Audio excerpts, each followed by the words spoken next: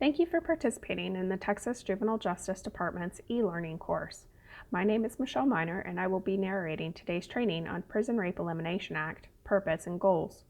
Before we begin, please ensure you have downloaded the participant guide, as we will refer to it throughout the course. After you have printed the guide, advance to the next slide to continue. This e-learning course is provided as an alternative to a live training presentation. The Juvenile Justice Training Academy does not guarantee that this option is in any way more or less suitable to prepare the trainee for the performance of their job duties. It is the sole responsibility of the employer to ensure that trainees are adequately prepared for the TJJD certification exam. Scenarios may be included, however, activities have been removed when interaction or engagement with others would be required. Scenarios, if used, are to evaluate comprehension of the material by the trainee and not intended to provide examples from the certification exam. Upon completion of viewing of this e-learning course, the employer is responsible for completing any and all necessary documentation that the training on this mandatory topic was completed by the trainee. No certificate will be generated after viewing this e-course.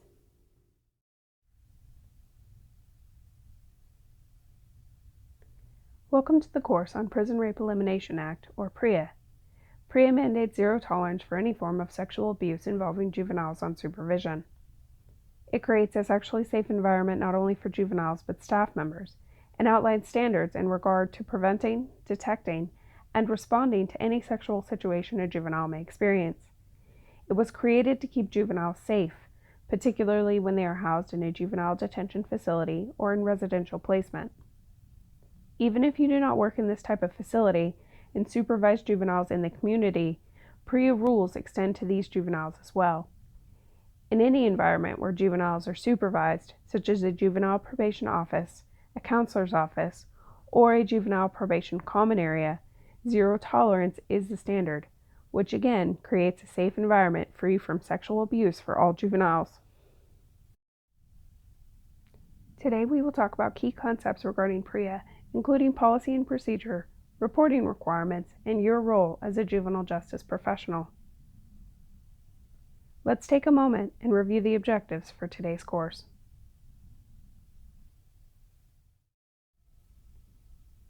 At the end of this course, you should be able to explain the purpose of the Prison Rape Elimination Act, identify key concepts associated with PREA, including policies related to sexual abuse in the workplace, and determine the role of juvenile justice professionals in reference to PREA standards. Before we can delve into specific PREA policies and how it relates to our work with juveniles, we must understand why PREA exists in the first place. PREA was enacted on September 4, 2003 by former President George W. Bush when he signed the act into law. As part of the law, Congress charged the field of corrections with the task of training and educating staff members on the importance of the law and how to establish compliance with it. Additionally, a national commission was created as part of the law to develop standards and accountability measures in all correctional settings and provisions to collect national data. PREA applies to all federal and state prisons, state juvenile facilities, jails, police lockups, private facilities, and community correctional settings such as residential, parole, and halfway houses. It supports the elimination, reduction, and prevention of sexual abuse, sexual assault, and sexual harassment within the correctional system. PREA advocates prevention as a top priority and holds leaders accountable to uphold specific policies and standards. It also protects juveniles' Eighth Amendment rights against cruel or unusual punishment. Although a person is sent to a prison or a lockup facility, they should not live in fear of being raped, assaulted, or victimized, whether by a peer or a staff member responsible for their supervision. To further understand why this act is necessary, let's look at some statistics. Knowing pertinent statistics regarding sexual violence allows us to understand the seriousness of the past sexual epidemic in facilities and why PREA was signed into law. Let's take a few moments to reflect on some national data. 81% of sexual abuse reported in facilities was committed by a staff member. 1 in 10 is the number of juveniles who report being sexually abused in a facility. 92% of juveniles who reported being sexually victimized were victimized by female staff members. 70% of the number of juveniles who reported being sexually victimized more than once while in a facility. A few other concerning facts. Adjudicated juveniles in state-owned or operated facilities reported even higher rates of sexual victimization by staff members than those held in local or privately operated facilities. Further, juveniles who are sexually victimized or assaulted while in care are more likely to recidivate upon reentry. These facts are alarming. Juveniles in our care, regardless of what they have done, deserve respect and dignity by peers and staff members. It is our responsibility to ensure safe environments for juveniles.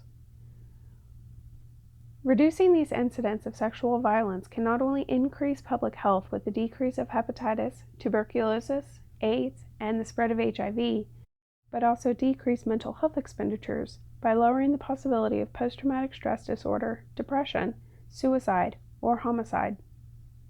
Let's talk more about the impact of sexual abuse. PREA was enacted because of an epidemic of sexual abuse in facilities, prisons, jails, or places where people are often the most vulnerable. As juvenile justice professionals, we are tasked with the care and protection of juveniles. Keeping them safe from harm, particularly from sexual assaults or harassment, must be our top priority. The term sexual abuse is broad and can actually mean several different things. Let me show you a video which defines sexual violence. As you listen, pay attention to information that is new to you. Sexual violence is a broad term that describes behaviors and actions that are sexual in nature and are unwanted, coerced, and committed without consent. This includes words both written and spoken. Sexual violence is about exerting power and control over others. It can encompass a variety of acts and experiences, and may also be known as sexual assault, rape, sexual abuse, exploitation, incest, date rape, and human trafficking. Sexual violence also includes sexual harassment and catcalling, indecent exposure, stalking, showing or distributing demeaning sexual imagery, and online harassment, also known as cyberviolence. People of all genders can be subjected to sexual violence. However, sexual violence is mostly experienced by women, children, including boys, and transgender and gender non-conforming people. It can be a single occurrence or can be ongoing by the same or different perpetrator. Sexual violence can happen to people of any age. People of all genders, races, sexual orientations, and class backgrounds can be subject to sexual violence.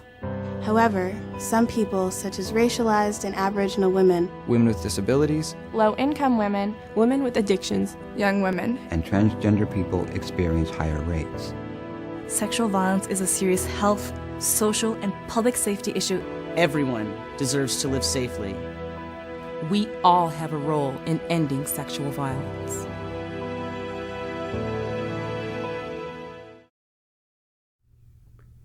As you heard, sexual abuse can be defined in a myriad of ways, including any act of a sexual nature which is unwanted, and the abuse of power by sexual means. Being sexually victimized often causes undue stress in a person and can lead to mental and physical health risks later in life. Departments or facilities where sexual violence occurs may also suffer detrimental consequences, including stress and trauma, diminished public or legislative support, liability, hostile work environment, mistrust among employees, and violation of the law resulting in lawsuits. This is by no means an exhaustive list, but gives you an idea of the impact of sexual violence and why we must protect ourselves and juveniles from it. We will talk about specific ways to do that later, but first, let's talk about other terms you will need to know. As juvenile justice professionals, we must educate ourselves on words related to PREA and understand their meanings. Let's begin with sexual harassment. Sexual harassment includes any of the following: repeated and unwelcome sexual advances, such as flirting, inappropriate compliments, requests for sexual favors, verbal comments including demeaning references to gender, sexually suggestive or derogatory comments about body or clothing, gestures of a sexual nature, or actions of a derogatory or offensive sexual nature by staff directed towards juveniles. Boundary violations, which include any of the following: any behavior which does not maintain proper and respectful verbal and physical boundaries with juveniles, such as doing favors you would not want others to know about, or disclosing inappropriate personal information. Voyeurism, or seeking sexual stimulation from a juvenile via visual means, such as an invasion of juveniles' privacy for reasons unrelated to official duties, and can include peering at a juvenile who is using a toilet in his or her cell to perform bodily functions, or requiring a juvenile to expose his or her buttocks, genitals, or breasts, or taking images of all or part of a juvenile's naked body, or of a juvenile performing any bodily functions. Two things to keep in mind when we talk about inappropriate relationships between employees and juveniles. Sexual contact between juveniles and staff members is never consensual, even if juveniles consent, initiate, or pursue the contact. Inherent differences in power and/or age between staff members and juveniles makes any consensual relationship impossible. Remember, PREA mandates a zero-tolerance policy regarding any sexual relationship or contact with all juveniles in our care. Keep these points in mind as we continue our discussion on terms related to PREA. Staff sexual abuse towards juveniles. Any behavior or act of a sexual nature directed toward a juvenile by an employee, volunteer, contractor, official visitor, or other agency representative. Sexual relationships of a romantic nature between staff and juveniles include non-consensual sexual acts such as intentional touching of the genitalia, anus, groin, breast, inner thighs, or buttocks with the intent to abuse, arouse, or gratify sexual desire, or completed, attempted, threatened, or requested sexual acts, or occurrences of indecent exposure, invasion of privacy, or staff voyeurism for sexual gratification. Verbal statements or comments of a sexual nature to juveniles by an employee, volunteer, contractor, official visitor, or other agency representative. Or demeaning references to gender or derogatory comments about body or clothing. Or profane or obscene language or gestures. Staff to juvenile sexual harassment includes all occurrences of sexually abusive verbal statements, demeaning references, comments, profanity, obscene language, or sexual gestures. There is a zero tolerance for any kind of sexual abuse by staff members, including any behavior or act of a sexual nature directed towards juveniles. Staff members should never do favors for juveniles, send or receive letters or notes to juveniles, nor hold conversations with juveniles containing sexual overtones. Remember, you must always remain professional while in the workplace and do not place yourself or juveniles in any compromising situations. Let's continue our discussion with a few more terms. Juvenile non-consensual sexual acts. Contact of any juvenile by another juvenile without his or her consent, or of a juvenile who is unable to consent or refuse. Contact between the penis and vagina, or the penis and the anus, including penetration, however slight, or contact between the mouth and the penis, vagina, or anus. Penetration of the anal or genital opening of another juvenile by the finger, hand, or other object. Keep in mind, even if two juveniles consent to sexual acts with each other, this, along with non-consensual juvenile-on-juvenile sexual acts, are prohibited. Abusive sexual contact between juveniles. A juvenile who is coerced into sexual contact by another juvenile using threats of violence, either by non-penetrative touching directly or through the clothing. This includes intentional touching, either directly or through the clothing, of the genitalia, anus, groin, breast, inner thigh, or buttocks of any person, contact of any person without his or her consent, or of a person who is unable to consent or refuse, and excludes incidents in which the intent of the sexual contact is to harm or debilitate rather than sexually exploit. Again, it's important to emphasize all sexual acts between juveniles, whether consensual or non-consensual, are prohibited. Vicarious liability.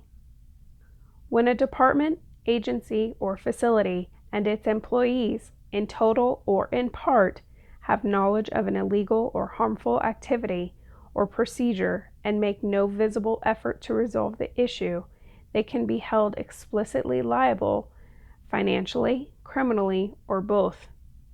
In other words, if you are aware of an inappropriate sexual situation and do nothing to stop it, you can be held personally responsible. Cross-gender pat-down searches. A cross-gender pat-down search is performed by a staff member of the opposite sex. There are certain protocols regarding these types of searches. Let me show you a short video on cross-gender and transgender pat-down searches.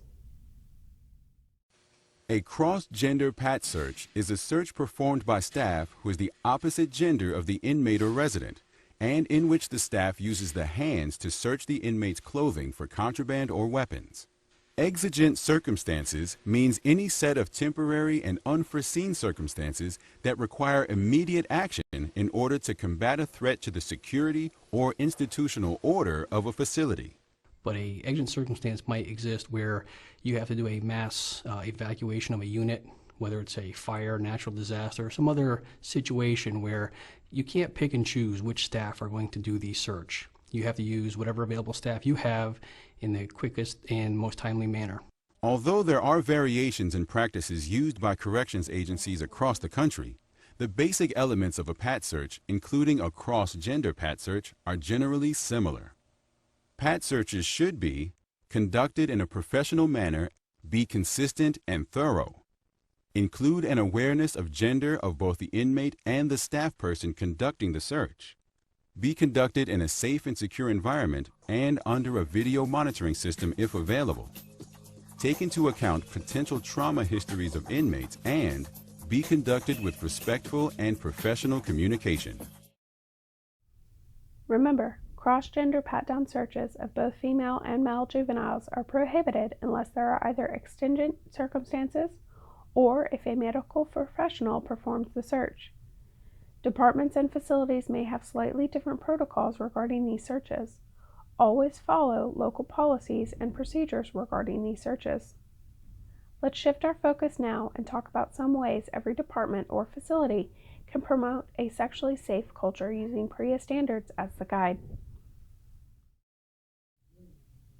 We all have a responsibility to do what we can to create an inclusive, safe environment for juveniles we work with. One way to do that is for juvenile probation departments and facilities to enforce PREA operational standards in critical areas such as safety and security, classification assessments, investigations, programming, cross-gender supervision and monitoring, and first responder training. The success of PREA implementation relies heavily on executive management teams and department or facility leadership to enforce the standards of PREA and to swiftly discipline anyone who is non-compliant. Remember, sexual contact between juveniles and staff members is never consensual, even if juveniles consent, initiate, or pursue the contact. Inherent differences in power and/or age between staff members and juveniles make any consensual relationship impossible. If an employee or volunteer commits an inappropriate sexual act, they must be reported and an investigation initiated. We will talk about reporting practices in a few minutes, but first let's discuss some things you can do to foster a sexually safe culture. Whether you are a juvenile probation officer, juvenile supervision officer, or community activities officer, you are on the front line when working with juveniles. Therefore, you have a critical role in the compliance of PREA. Here are a few tips you can use to promote a sexually safe culture. Adhere to the zero tolerance policy, in part by establishing professional boundaries with juveniles and staff members. Maintain respectful communication. Speak to everyone courteously and respectfully. Accept reports from juveniles without judgment and take them seriously.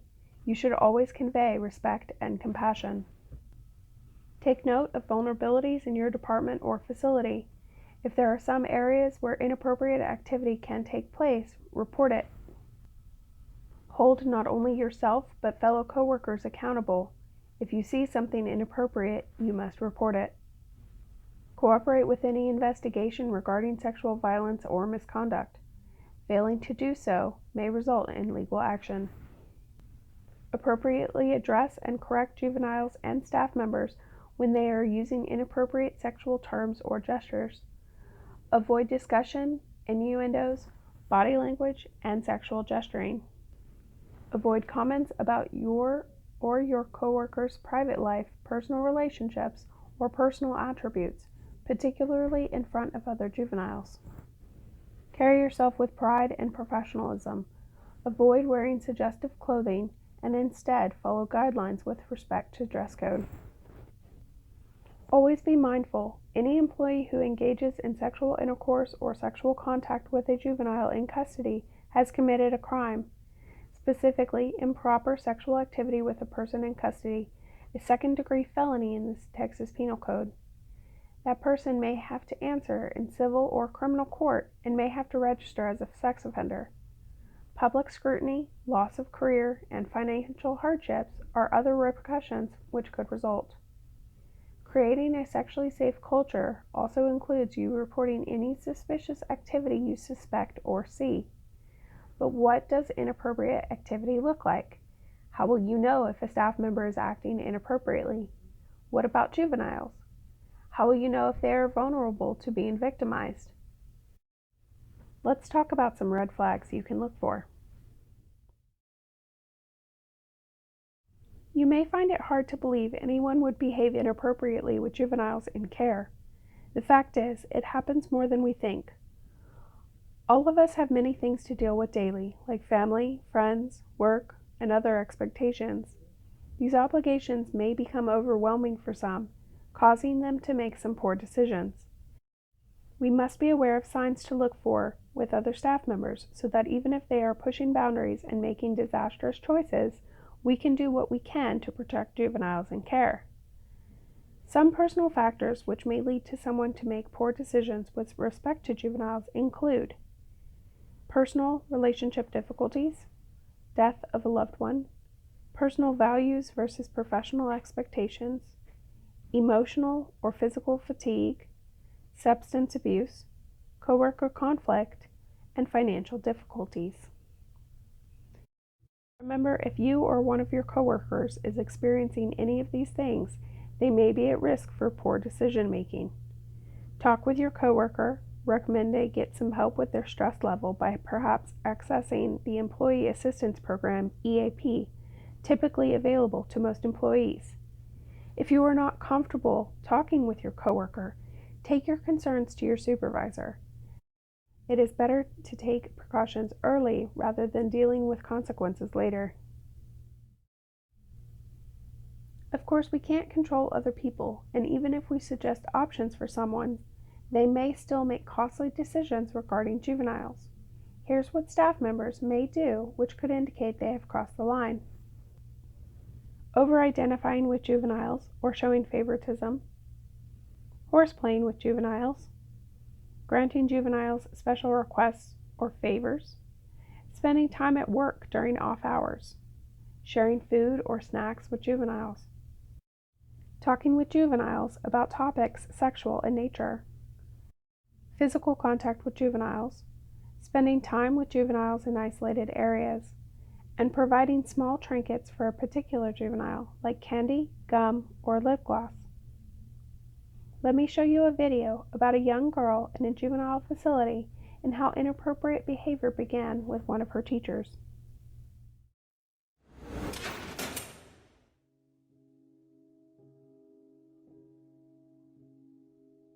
Now I really don't know what to do. He gave me 4 books today He gave me 4 books today and a bag of candy. I mean, I like it, the attention, but I know he wants more from me. He wants more from me, I started noticing it after I've been here for about a week. The teacher, he's a nice guy and all, and I thought he was just being nice to kind of help me. But then he was calling on me a lot. It seemed like he was paying way more attention to me than anyone else, Then this past week, he asked me a question at the end of class, so I kind of had to stay behind for a moment. And he said I was a great student and hugged me when everyone else had left the classroom. But it was just weird, He keeps telling me how good I'm doing in class. I've never seen him do that with anyone else. Then today, he brings me 4 books from his house for me to read, and the candy. Nobody else got that. Nobody but me. And the other girls in class are pissed now at me because they're not getting the same things. He's a teacher, But I don't think this is right. Now I really don't know what to do.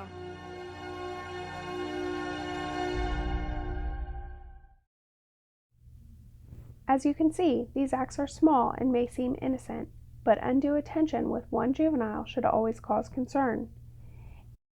It also can cause problems for the juvenile because they can then become bullied by their peers simply because they are receiving special treatment. While there are no universal signs of abuse or exploitation, a sudden change in mannerisms or body language from a juvenile may be a cry for help. Oftentimes, we may be the only positive support a juvenile has. When working with juveniles on supervision, you will naturally build a rapport with them, and a sudden change should be investigated. Some things to be aware of include withdrawal or isolation, depression or hopelessness, lashing out, nightmares, suicidal thoughts and feelings, increased anxiety and fear, paranoia, and self-abuse. Please note that not all signs are listed in your participant guide. Again, every juvenile is different, and you will need to ask questions in order to discover the root of the problem. If a juvenile is being sexually victimized, it is your duty to report it and seek help for him or her. Let's talk about reporting procedures now. Being silent is not an option when creating a sexually safe culture. Reporting any incident you believe to be inappropriate is the first step in keeping juveniles and staff members safe from harm. Even if an allegation turns out false, it's better to report something than to risk a juvenile being victimized. Remember, failing to report an inappropriate situation could potentially lead to disciplinary action and civil or criminal liability. In any investigation, you will likely be asked the following questions. Did you know what was happening?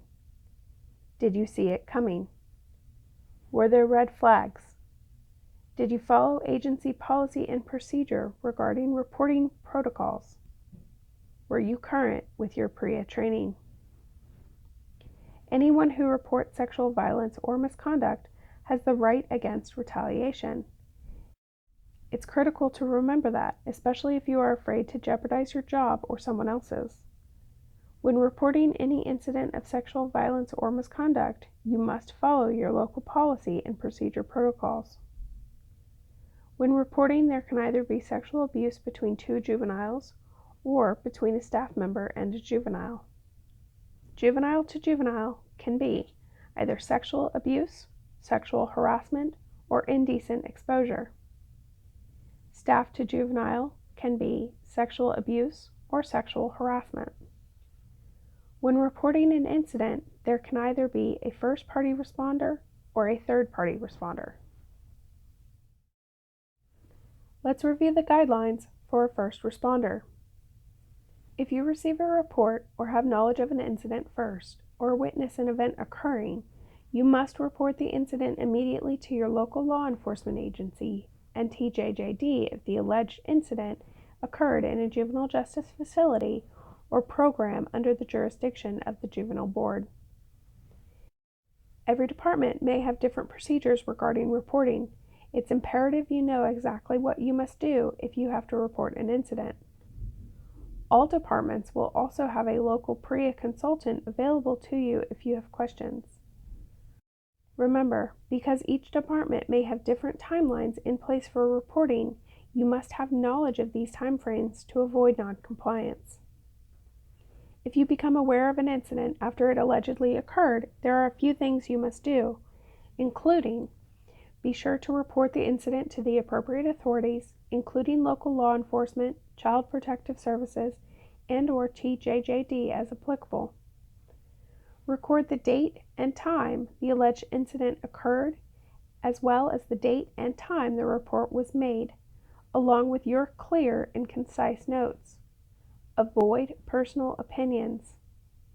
Remember, you are not an investigator. It is not your responsibility to interview parties to determine if the incident actually happened. That is for the appropriate authorities to determine. Always remain professional. If a juvenile reports an incident to you, they have trust you will not belittle or disrespect them. Let me now outline guidelines for a third-party responder. A third-party responder is someone who reports an incident of sexual abuse, but is neither the victim nor the abuser. This person was either told about an incident by the victim or witnessed the incident themselves. This could include juveniles, staff members, family members, attorneys, contract employees, volunteers, or service providers. A third-party responder can report in the same way a first responder would, and should follow the same local policies and procedures a first responder would when making a report. Some things to consider regarding third-party responders, not all of which are included in the participant guide.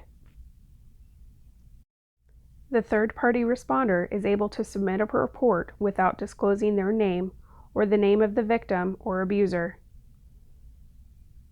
Departments and facilities must educate all parties about this option through pamphlets in the reception areas, a website, or other programs.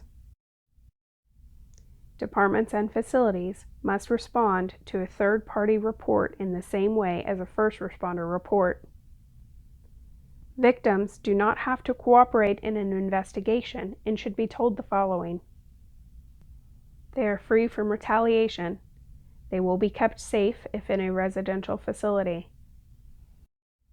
PREA coordinators should be sure to review local policies and make sure they address the following. Protocols to allow for third-party reporting. Ensure staff members are trained on receiving third-party reports.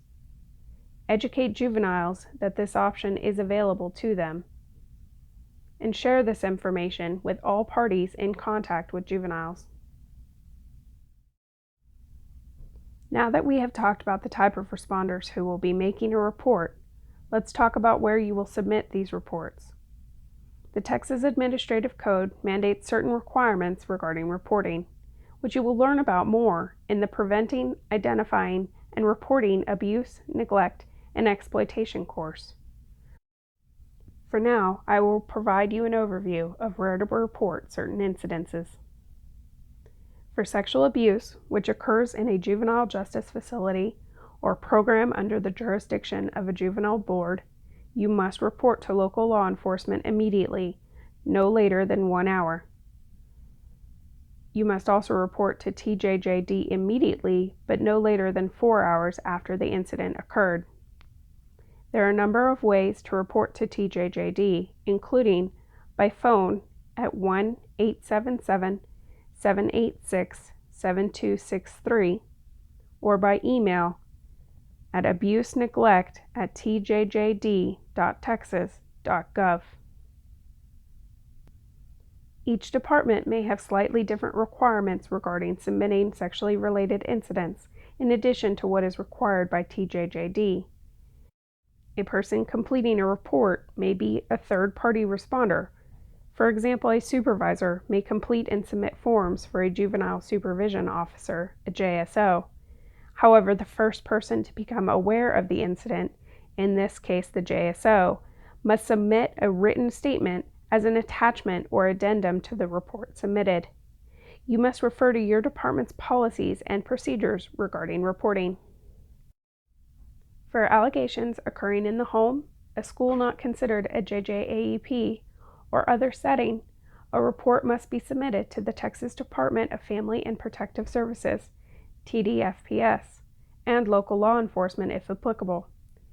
TDFPS, also known as Child Protective Services, or CPS, has several ways to submit a report, including by phone at 1-800-252-5400 or txabusehotline.org for a web report.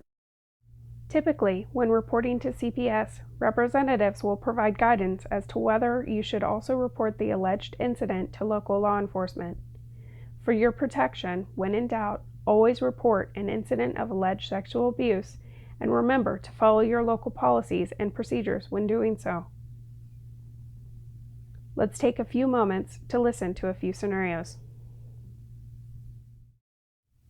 The following scenarios are intended to allow you to apply what you have learned about your role in protecting youth as a juvenile justice professional. Listen to the scenario, read the questions that follow, reflect on your answer in your participant guide, and then compare it with the answers presented. Scenario number 1, JSO Springer and Juvenile Paul. JSO Springer has worked as a juvenile justice professional for the past 12 years. She is highly respected by her peers, supervisors, and juveniles, and has not had any disciplinary issues during her tenure. Over the past few months, JSO Springer has been spending a lot of time talking with 17-year-old Paul while she is on duty. During her shift, she often pulls Paul to the side of the housing unit to have a private conversation. These conversations typically last 15 to 20 minutes and occur 4 to 5 times throughout JSO Springer's shift. Over time, JSO Springer and Paul begin to sit further away from the large group, and eventually their backs are turned toward the group when they have their private conversations. They often lean in towards each other when they talk, and it has become obvious to everyone there is a relationship between the two. Last evening, JSO Springer entered the housing unit Paul was assigned to. Paul was in the cleaning closet retrieving cleaning supplies. The housing unit leader did not see JSO Springer enter the cleaning closet with Paul and close the door behind her. JSO Springer kissed Paul and allowed him to digitally penetrate her vagina. The two were in the closet for about 2 minutes. JSO Springer emerged from the closet and left the housing unit. During a routine search of the housing unit, pictures of JSO Springer were found in Paul's possession. A sheet of paper with her home phone number, cell phone, home address, email address, and birth date were also found. Paul was immediately questioned and admitted he and JSO Springer were involved in a sexual relationship. Video footage was reviewed and corroborated the sexual abuse by JSO Springer. Now you have listened to Scenario 1, JSO Springer and Juvenile Paul. Take 1 minute to reflect on your answers to the questions in the participant guide, then compare your answers with the answers presented.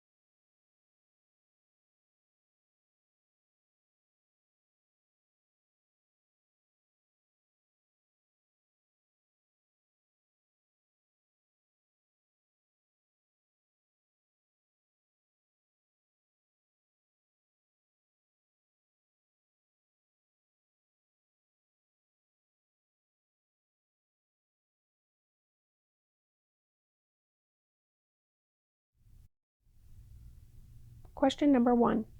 Did the environment reflect zero tolerance against sexual victimization of juveniles and/or staff?